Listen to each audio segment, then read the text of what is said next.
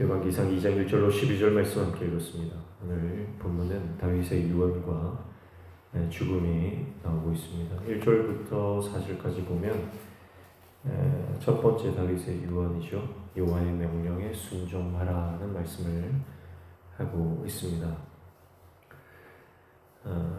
2절에 보면 내가 이제 세상 모든 사람이 가는 길로 가게 되었노니 너는 힘써 대장부가 되고, 이렇게 말씀하죠.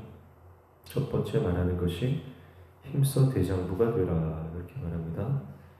여기서 대장부라고 하는 것은 이씨, 사람이라는 뜻이에요. 이씨, 남자, 성인, 어른을 말한다고 볼 수 있습니다. 그러니까 어린아이의 모습, 어린아이의 신앙으로 있지 말고 어른의 모습으로. 그러니까 고대 이스라엘에서 어린아이라고 하는 존재는 어리숙하고 미숙하고 지혜가 없고 어리석은 그런 사람을 말하는 거예요. 이제 어른이 되었다라고 하는 것은 하나님 앞에서 지혜가 있는 자다, 그렇게 볼 수가 있겠습니다. 그리고 3절에 내 하나님 여호와의 명령을 지켜 그 길로 행하여 그 법률과 계명과 율례와 증거를 모세의 율법에 기록된 대로 지키라. 그리하면 내가 무엇을 하든지 어디로 가든지 형통할지라, 이렇게 말씀하죠. 두 번째는 하나님의 율법, 하나님의 법을 지켜라. 하나님의 법이 얼마나 중요한지 여호와의 명령을 법률, 계명, 율례, 증거라고 표현하면서 계속해서 같은 의미지만 다른 단어들로 반복하면서 하나님의 법을 강조하고 있는 것을 볼 수가 있습니다. 그래서 대장부가 되고 여호와의 명령을 지키는 것, 그것이 왕이 해야 될 일이다. 그러면 하나님께서 어떤 복을 주시냐? 내가 무엇을 하든지 어디로 가든지 형통하게 될 것이다, 그렇게 말씀하고 있죠. 무엇을 하든지, 이거는 행위 또 혹은 사건, 이런 것을 말하고요. 또 어디로 가든지라고 하는 건 삶의 방향이죠. 우리 삶의 방향과 공간, 또 속도, 이 모든 것을 말한다고 볼 수 있겠습니다. 그래서 형통한 복을 받게 된다. 우리 여기서 형통하다라고 하는 사칼이라고 하는 단어는 이해한다, 통찰력을 갖는다, 성공한다, 이런 뜻을 포함하고 있어요. 그러니까 다윗이 말하는 형통이라고 하는 것은요, 우리가 삶을 살아갈 때 일어나는 모든 사건들, 또 우리가 살아가는 삶의 공간, 형편들, 그 모든 것에 대한 이해, 해석을 하나님께서 주신다라고 하는 뜻입니다. 그러니까 일이 술술 잘 풀린다, 그런 의미보다는 어떤 일을 만나든지 그 일을 해석할 수 있는 능력, 하나님의 은혜로 해석할 수 있는 능력, 그리고 하나님의 은혜로 그것을 돌파할 수 있는 능력, 그것이 바로 형통이다, 이렇게 말하고 있는 거죠. 단순히 잘 되는 것이 아니라 어떤 일을 만나든지 하나님 안에 거하는 것이 형통임을 다윗은 그의 삶 전체를 통해서 깨달은 사람이죠.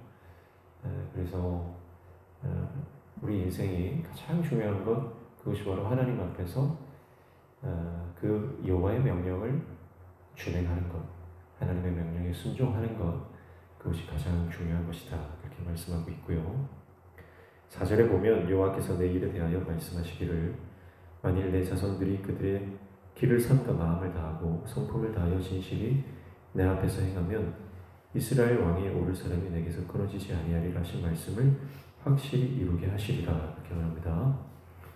자, 내 자손들이 그들의 길을 삼가, 이렇게 말하죠. 그러니까 솔로몬에게 너만 하나님 잘 믿어서 되는 게 아니다. 반드시 너의 자손들, 신앙의 대를 이어 신앙의 교육, 신앙 전수를 확실히 하라, 그렇게 말하고 있는 것입니다. 그래서 여호와의 명령을 준수하는 이것이 당대에 그쳐서는 안 되고 반드시 신앙이 전수되도록 하라, 말씀이죠. 그럴 때 하나님께서 왕위를 견고하게 하시라고 하셨던 그 약속을 반드시 지켜 행하실 것이다. 그러니까 왕에게도 정말 중요한 덕목은 신앙 전수다라고 하는 것을 볼 수가 있습니다. 그러니까 왕이라고 힘이 있다고 신앙 없이 살아갈 수 있느냐? 그렇지 않다는 거죠. 신앙이 가장 중요하고, 그리고 이 신앙을 전수하는 것이 왕이라 할지라도 가장 중요한 일이다. 그래서 다윗은 이것을 유언에, 자신의 마지막 유언에 이것을 말씀하고 있는 것을 볼 수가 있습니다. 그리고 5절부터 9절까지는 각 사람에 대한 유언을 하고 있어요. 먼저 5절 보시면 스루야의 아들 요압이 내게 행한 일 곧 이스라엘 군대의 두 사령관 넬의 아들 아브넬과 예들의 아들 아마사에게 행한 일을 내가 알거니와 그가 그들을 죽여 태평시대에 전쟁의 피를 흘리고 전쟁의 피를 자기 허리에 띤 띠와 발에 신은 신에 묻혔으니 이렇게 말합니다. 요압에 대해서 유언을 합니다. 그런데 요압에 대해서 좋은 평가를 하지 않지요. 그는 전쟁에 피를 많이 흘린 사람인데 그 피를 흘린 것이 정당한 피가 아니라는 거예요. 특별히 그가 요압이 그 아브넬과 아마사를 죽인 이 사건들은요, 굉장히 정정당당히 그들과 싸워서 이긴 것이 아니고 이 속임수로 그들을 죽였잖아요. 그래서 그 피가 자기 허리에 띈 띠와 발에 신은 신에 묻혔다, 그렇게 말하는 것은 그가 비겁하게 그들을 죽였음을 고발하는 것입니다. 칼에 묻어야 되잖아요. 우리 피가 칼에 묻지 않고 그의 허리띠 또 신발에 묻은 것은 이 전쟁에서 이 두 장수를요, 화친하는 척하다가 갑자기 찔러 죽이잖아요. 그런 그의 비겁함, 그것을 말하고 있는 겁니다. 사실 요압은 다윗의 가장 최측근으로서 혁혁한 공을 세웠던 사람이지만, 그러나 그는 탐욕으로 가득 찼던 사람이고 아주 교활했던 사람이죠. 그래서 다윗의 평생에 요압이 힘이 있으니까 어떻게 하지를 못했지만, 그러나 다윗이 굉장히 요압에 대해서는 좋은 평가를 내리지 않고 늘 골칫거리였음을 말하고 있습니다. 그래서 솔로몬에게 그런 요압에 대해서 정확하게 평가를 하고 있는 것, 그리고 네가 그를 살려둬서는 안 된다, 그렇게 말하고 있는 것이고요. 그래서 6절에 보면 내 지혜대로 행하여 그의 백발이 평안히 수월에 내려가지 못하게 하라. 지혜대로 행하라는 것은 지혜롭게 그를 잘 처리하라는 겁니다. 그리고 7절에 보면 바르실레의 아들들에 대한 유언을 합니다. 7절 마땅히 길르앗 바르실레의 아들들에게 은총을 베풀어 그들이 내 상에서 먹는 자 중에 참여하게 하라. 내가 내 형 압살롬의 낯을 피하여 도망할 때에 그들이 내게 나왔느니라, 이렇게 말씀하죠. 자, 7절 한 절에 이 바르실레의 아들들에 대해서 은총을 베풀어라, 이렇게 유언을 하고 있습니다. 다윗이 압살롬의 반역 때문에 마하나임으로 도망을 갈 때, 그때 바르실레가 길르앗 주민들과 함께 다윗을 지극정성으로 섬겼었습니다. 그래서 각종 필요한 것들, 음식과 또 침구류 이런 것들을 후하게 대접을 했고, 그리고 나중에 다윗이 예루살렘으로 복귀할 때도 그들을 호위하며 또 필요한 것들을 공급해 주었던 인물이죠. 그래서 다윗이 이 바르실레를 굉장히 신뢰했어요. 그래서 짧은 시간이었지만 그가 어려움을 당할 때, 보통 권력을 잃어버리면 사람들은 떠나고 배신하고 그를 하대하지 않습니까? 근데 이 바르실레라고 하는 사람은 다윗이 비록 권력을 잃고 도망을 쳤다 할지라도 그를 왕으로서 인정하고 그를 정성껏 섬겼다는 거예요. 그래서 그를 이제 예루살렘으로 같이 가자고 요청을 했습니다. 그런데 이 바르실레는 그때 나이가 80이에요. 그래서 다윗에게 노인이 가서 왕에게 누가 될까봐 두렵다. 그래서 본인은 극구 사양을 하고 대신 길함을 함께 보내죠. 그래서 오늘 이 바르실레의 아들들이라고 하는 인물들이 바로 이 길함을 포함한 그들의 그 길함의 일행이라고 보여집니다. 그래서 다윗이 은혜를 받은 것에 대해서 잊지 않는 사람이라는 걸 알 수 있어요. 그 잠깐의 은혜, 잠깐의 그 대접을 받은 것에 대해서 다윗은 잊지 않고 그 바르실레의 아들들이 지금 있으니까 그 아들들을 후히 대접하고 또 그들은 솔로몬의 그 왕권에 굉장히 도움이 되는 사람일 것이다. 그래서 그런 판단으로 그들과 좋은 관계를 맺기를 그렇게 말씀하고 있는 것이죠. 그리고 8절부터 9절까지는 시므이에 대한 명령을 유언을 남기고 있습니다. 8절 보시면 바울이 베냐민 사람 게라의 아들 시므이가 너와 함께 있나니 그는 내가 마나임으로 갈 때에 악독한 말로 나를 저주하였느니라. 그러나 그가 요단에 내려와서 나를 영접함으로 내가 여호와를 두고 맹세하여 이르기를 내가 칼로 너를 죽이지 아니하리라 하였노라. 우리는 시므이에 대해서 잘 알죠. 시므이는 베냐민 지파로 이스라엘의 선대왕인 초대왕 사울의 친척입니다. 그래서 이 시므이는 다윗을 별로 좋아하지 않았어요. 다윗을 항상 다윗에 대한 적대적인 마음을 품고 있었고, 그래서 다윗이 권력을 잃고 도망갈 때 그를 막 저주를 퍼부었던 인물입니다. 다윗이 나중에 권력을 다시 회복할 때 스므이가 두려워하면서 어떻게 하면 살까? 그래서 발벗고 나와서 다윗을 영접을 하지 않습니까? 그런 사건을 통해서 시므이가 어떤 인물인지 성경을 통해서 정확하게 드러내고 있는데 다윗은 그를 이제 용서를 해주죠. 용서했다기보다는 이제 덮어주는 거예요. 덮어주고 그를 살려둡니다. 왜냐하면 다윗이 쓸데없는 피를 흘리기를 원하지 않았고 또 하나님께 맹세한 것이 있기 때문에 그를 살려두었습니다. 그러나 이제 솔로몬이 왕이 되었을 때는 상황이 다르다는 거죠. 그래서 그가 어떤 인물인지 정확하게 솔로몬에게 말을 하고 있습니다. 그래서 9절에 보면 그러나 그를 무죄한 자로 여기지 말지어다. 지혜 있는 사람으로 그에게 행할 일을 알지니 그의 백발이 그 피 가운데 수월에 내려가게 하라. 그렇게 말합니다.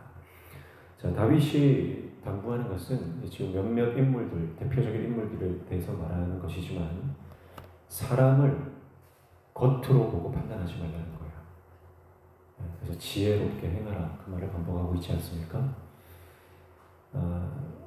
내 눈에 좋게 보여도요, 그 사람 마음에는 무슨 마음이 있는지 모르는 거예요. 그리고 힘이 있을 때는 아부를 하고 간이고 쓸개고 다 떼줄 것처럼 하다가도 막상 힘을 잃어버리면 한순간에 돌변하고 대적하는 것이 사람이다.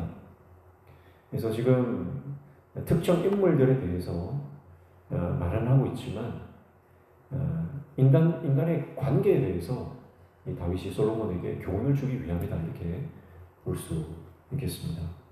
어떤 학자들은요, 어떤 목사님들은 다윗이 지금 이 몇몇 사람에 대한 유언을 남기는 것은 굉장히 부정적으로 이렇게 판단하는 사람도 있어요. 그래서 하나님께 맡겨야지 누구는 죽이고 누구는 살리고 이거 인간적인 거 아니냐. 물론 그렇게 볼 수도 있겠지만 그러나 다윗의 이 말 속에는요, 왕이 사람을 어떻게 관계를 맺고 또 그 관계를 어떻게 판단하며 나아가야 할지 그 하나님의 지혜가 필요하다. 그것을 말하는 것이죠. 영원한 적도 없고 영원한 아무도 없습니다. 우리가 살아가는 인생도 마찬가지죠. 사람은 한순간에 변하는 거예요. 아무리 좋아도 한순간에 싫어질 수 있고요. 또 아무리 원수같이 지냈던 사람도 갑자기 또 그 관계가 회복될 수 있는 겁니다. 그러니까 우리가 의지해야 될 대상은 하나님이지 사람이 아니라는 거예요. 그래서 이 말씀을 통해서 오늘 저와 여러분의 인생 가운데 사람을 의지하는 모든 나의 시도를 하나님 앞에 내려놓으시길 축복합니다. 사람을 의지해서는 안 됩니다. 그리고 마땅히 은혜를 받았다면 은혜를 갚아야 하고, 그리고 우리가 하나님 안에서 지혜롭게 그 관계를 맺어 나가야 하는 것을 말씀합니다. 10절부터 12절까지는 다윗의 죽음에 대해서 말하죠.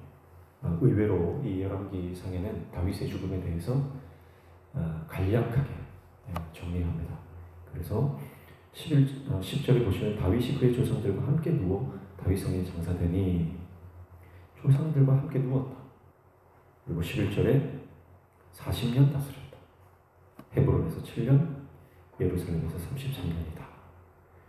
그렇게 짧게 마무리하고 있는 것을 보게 됩니다. 왜 이렇게 다윗의 죽음에 대해서 간략하게 서술하는 거냐면 열왕기에서 강조하는 것은 하나님의 통치입니다. 다윗이 아무리 위대한 왕이라고 해도 다윗은 그저 한 사람의 인생, 그것에 불과하다는 거예요. 여러분, 우리 인생이 길어야 몇년, 정말 짧은 인생을 우리가 살아갑니다. 사람이 아무리 힘이 있는 것 같아도요, 정말 눈 깜빡할 사이 한순간이 지나가고 마는 것이죠. 연약한 인생, 나약한 인생, 정말 짧은 인생입니다. 그래서 우리의 힘과 능력과 내 자신을 자랑하고 드러내는 인생이 아니라 하나님만 높이고 하나님만 자랑하고 하나님만을 왕으로 모시고 살아가는 저와 여러분의 인생 되시기를 축복합니다. 12절에 솔로몬이 그의 아버지 다윗의 왕위에 앉으니 그의 나라가 심히 견고하니라. 그러면서 이제 솔로몬의 시대가 시작되는 것을 열왕기는 말하면서 다윗의 삶을 정리하고 있습니다. 사랑하는 성도 여러분, 하나님의 은혜 안에 오늘도 그분을 왕으로 모시고 살아가는 복된 인생 되시기를 주님의 이름으로 축복합니다. 기도하겠습니다. 하나님 아버지, 무엇을 하든지 어디로 가든지 하나님의 은혜가 있으면, 주님과 동행하면 형통의 복, 우리의 삶의 모든 사건들이 해석되어지는 놀라운 복을 받게 된다고 말씀하십니다. 오늘 그 놀라운 형통의 복을 다 받아 누릴 수 있도록 우리 가운데 은혜를 허락하여 주시옵소서. 오늘도 이 아침에 주님 앞에 나와 간구하며 기도하는 모든 기도의 제목들 들어응답하여 주시고, 우리 삶의 모든 막혀진 문들이 열려지는 형통의 은혜를 허락하여 주시옵소서. 예수님의 이름으로 기도하옵소서.